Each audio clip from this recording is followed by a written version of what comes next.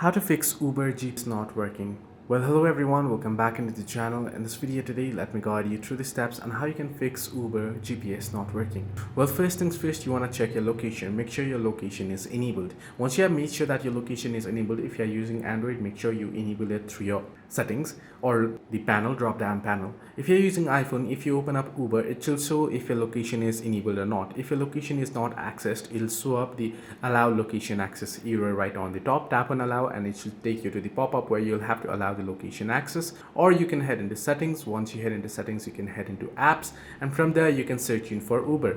Once you search in for Uber, you want to tap on it and you should find permissions here, location. As you can see, tap on it and make sure you set it to while using the app or always. So that way you'll be able to enable location. Sometimes it can be a network error as such. In that case, you can simply enable and disable your flight mode multiple times to refresh your network and location. Hope this video helped you. Do like and subscribe.